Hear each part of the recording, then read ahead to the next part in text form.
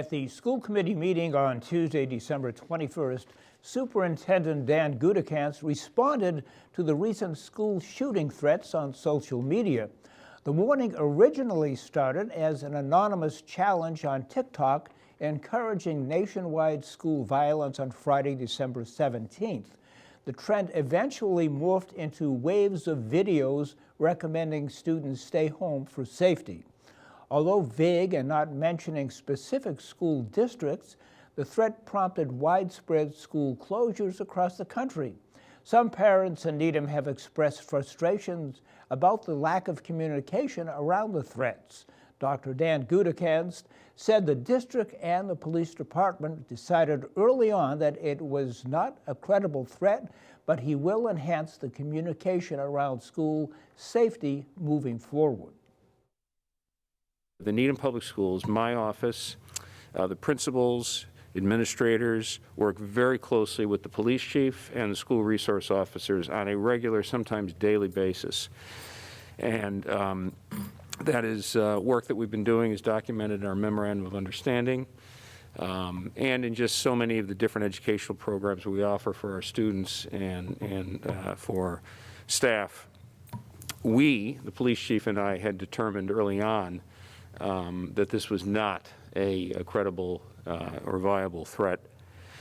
The second thing is that sadly, regarding events like this, they become more and more typical. And in fact, this post was lost in the chatter of many other posts threatening violence or hate-filled posts that we come across, sadly, routinely.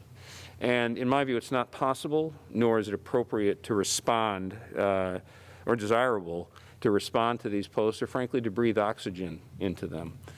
The police chief and I concur on that. We spend a lot of time thinking about how and when or if we will communicate, depending on circumstances. And we were both very clear that in this case it was not appropriate.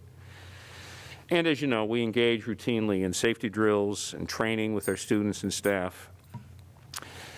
A parent also suggested that it may make sense for me to make sure that I, in a proactive way, continue to remind families, particularly younger families who are new to the district, how we make some of the decisions that we do around school safety, and also how, what some of the behind the scenes look like when the police chief and I when we discuss, and just to remind families that that collaboration, that communication is ongoing, is routine, and will always result in making sure that we prioritize student safety and school security. So I think that is a good idea for me. This is one step in reminding the community that we take communication around school safety seriously, and it's a reminder for me to figure out additional ways I can communicate those messages to families in the new year. So I most certainly will do that, and hopefully we can also, and this is probably the last thing that's important, work with our young people to understand that social media can create, it takes on a life of its own, as it did last week. And we just have to continue to remind them to be careful and prudent with what they're posting and what they're thinking about.